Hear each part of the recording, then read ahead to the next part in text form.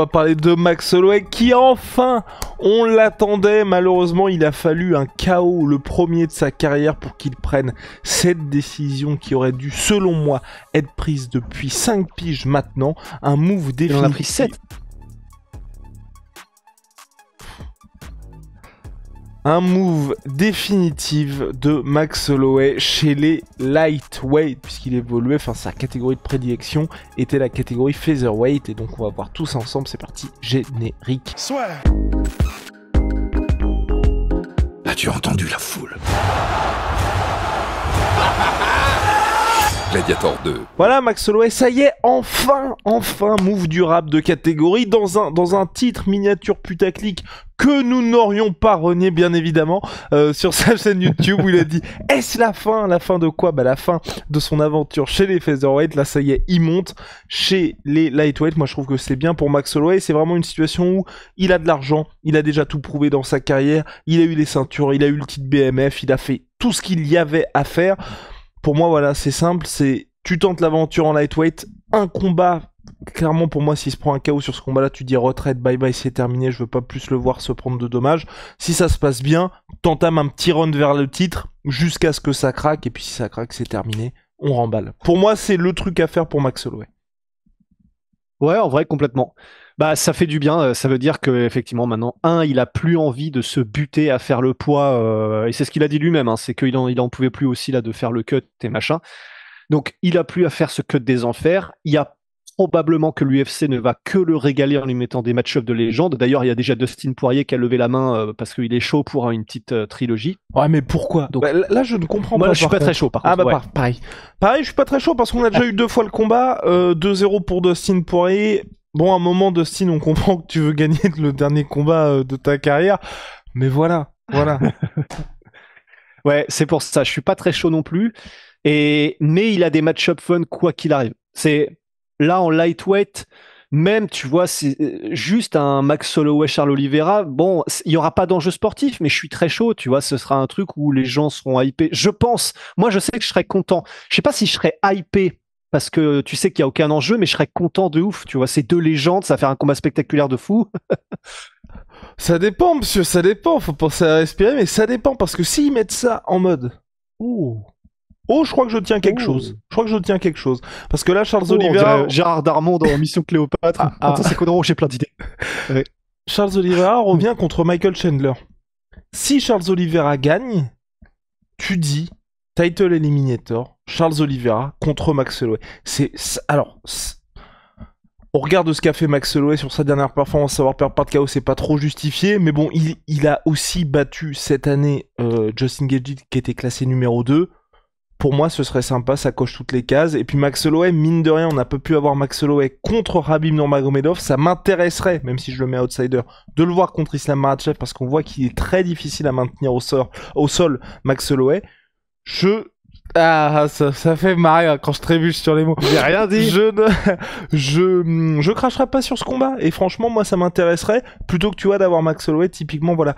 J'ai pas envie qu'il passe directement dans cette case de... Tu le mets avec des match-ups qui sont juste fun. Par exemple, tu vois, tu te dis, tu le mets contre Michael Chandler si Chandler perd le combat. Parce que si Chandler perd, direct, t'auras Max Holloway en mode, ça y est, t'es un peu rincé. Alors que bon, il a battu Gaethje, il perd contre Ilia Topuria. Je pense que moi, par exemple, un mec comme moi, je signe tout de suite pour avoir ce CV-là. Non, bah c'est clair. C'est clair. Je suis désolé. Ma page ne charge pas et du coup, j'étais en train de comprendre pourquoi ça galère. Je voulais mettre l'UFC ranking en lightweight et du coup, j'ai pas entendu les dernières secondes. Je suis désolé. Ah, c'est terrible. Non, ce que je veux dire, c'est qu'il y avait rien de déshonorant dans les récentes performances de Max Holloway et qu'en soi, là, on est dans une situation où, pour moi, il est trop tôt pour lui mettre des combats uniquement pour le fun. Oui, ouais, c'est ça. Je suis d'accord. Après, voilà, c'est le kilométrage, c'est pas la même chose que son âge réel, parce que même si là, il est tout juste trentenaire, il a fait quand même beaucoup de guerres et des guerres qui commencent parce que même si contre Justin Gaethje, il y avait eu un truc en mode est-ce qu'il a glissé, est-ce que c'est un knockdown? Max Holloway lui-même avait dit bon, en vrai, les gars, c'est un knockdown, tant mieux si c'est pas compté. Donc il y avait eu toute petite début d'alerte contre Gaethje. Là, il prend un vrai premier gros KO contre Ilia Topuria. c'est jamais bon signe. C'est-à-dire que peut-être qu'il aurait été Mikao quoi qu'il arrive, peut-être que c'est pas son menton qui s'effrite, c'est juste que Topuria est trop fort, oui, mais c'est quand même jamais bon signe quoi qu'il arrive de prendre son premier gros KO en carrière. Mais par contre, en termes de compétences, je suis d'accord avec toi. Pour moi, c'est peut-être l'électrochoc qu'il lui fallait, non? T'imagines les imbéciles. Bah, mais en tout cas, ce qui est sûr, c'est que niveau compétences, que ce soit contre Justin Gaethje, que ce soit là contre Ilia Topuria, que ce soit les combats qu'il a fait juste avant ceci, il a jamais été ah là maintenant on sent qu'il est plus lent qu'avant. Ah techniquement c'est plus ce que c'était. Ouais non là on sent qu'il est quand même en train d'essayer de perdre pied en termes de compétences et qu'il est quand même loin du prime. Non, visiblement donc il fait jeu égal et et c'est des combats extrêmement disputés avec Ilia Topuria qui est vu comme le mec, Joe Rogan disait il y a quelques jours, le mec est tellement complet, il n'a aucun point faible. Enfin, des bails de trucs qu'on disait de John Jones quand il arrivait, tu vois, de Georges Saint-Pierre et tout ça, donc c'est pas rien. Donc, il fait jeu égal avec Ilia Topuria, bon, jusqu'à ce qu'il fasse plus jeu égal. Mais il y a ça. Non, mais tu vois ce que je veux dire. Et contre Justin Gaethje. Non, je vois pas ce que tu veux dire. Franchement, c'est kiff kiff. Franchement, c'est kiff kiff. Je le mets même au-dessus d'Ilia Topuria, je pense. Voilà. Je ne sais pas. Le troisième round, on met ça de côté, les gars, parce que vous savez qu'un combat, ça ne se joue que sur 10 minutes. Donc, c'est qui faisait ça déjà? C'est Colby, je sais plus qui. Non, c'était Chael Sonnen. Chael Sonnen qui soutenait Mordicus qu'il avait gagné contre Anderson Silva parce que non mais on s'en fout, la soumission c'est 10 secondes, le combat il faisait 25 minutes, c'est bon, j'ai gagné. Bah voilà, on fait comme ça. Avec beaucoup de mauvaise foi, mais c'était marrant.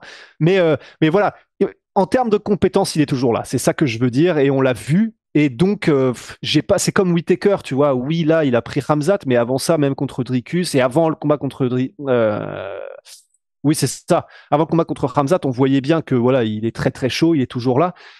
Donc, t'as raison, c'est probablement mieux de le garder quand même dans une course au titre parce que en lightweight, on a vu que quand il faisait la montée, qu'il la faisait bien, physiquement, il n'y avait pas de problème, c'était un vrai lightweight. Donc, c'est vrai que ce serait dommage de gâcher un petit peu les dernières années et les derniers combats de Max, un peu comme ce qu'ils avaient voulu faire avec Khamzat, avec Nate Diaz, tu vois, en mode bon, oui c'est une légende, mais en fait, emmenons-le à l'abattoir, on s'en bat les couilles, de toute façon il va partir. Ouais, et puis au-delà de ça, même pour moi, Robert Whittaker, t'as aussi ce côté, Khamzat a vraiment appuyé sur le bouton là où il fallait appuyer. Hein. C'est comme si Achille, la flèche n'avait pas été sur le talon, mais elle s'était retrouvée là.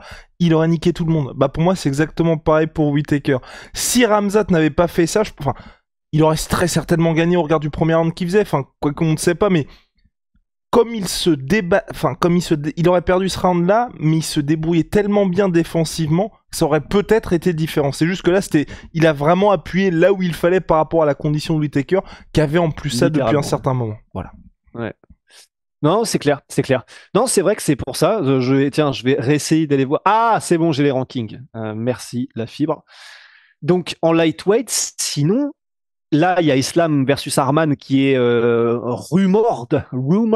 Donc, c'est une rumeur, mais bon, voilà, c'est quand même des sources assez sûres que ça va se faire en début janvier.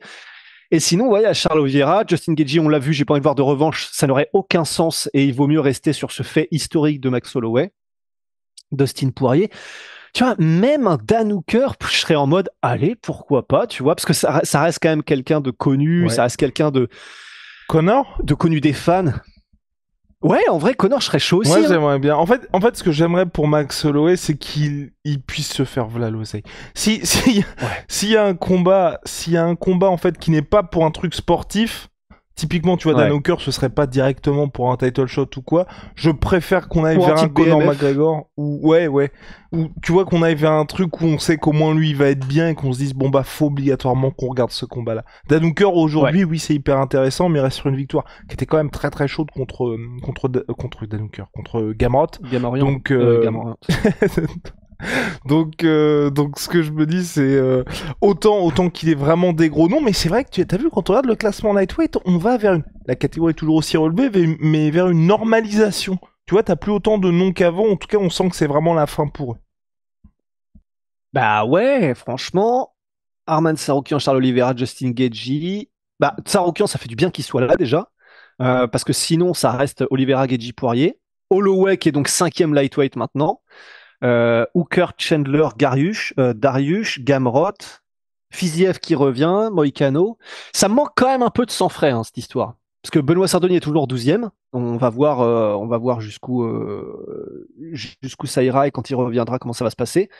Mais Paddy Pimblett, heureusement, il fait du bien dans le sens sans frais, en termes, que ce soit en termes sportifs et en termes de hype, en termes d'extra sportifs et tout ça. Mais c'est vrai que sinon, et 15e Rafael dos Anjos, sinon, c'est quand même plutôt des vieux de la vieille, hein. C'est plutôt des rondins, hein. Ouais, non, c'est léger, c'est lightweight.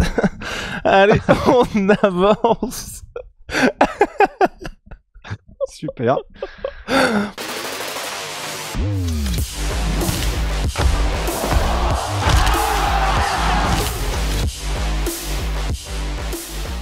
Bon, on a terminé, je pense, monsieur, sur Maxwell. En tout cas, c'est le move qu'on attendait. Moi, ça me fait plaisir.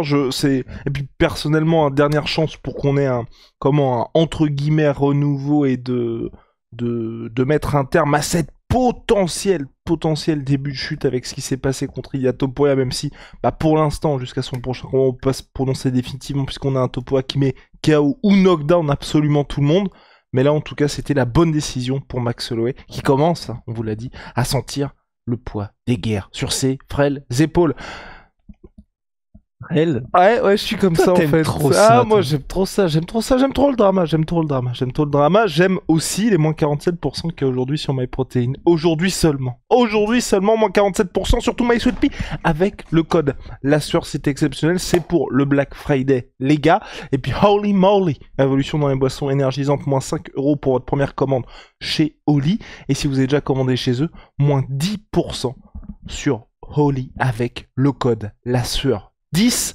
On se retrouve très vite. See ya.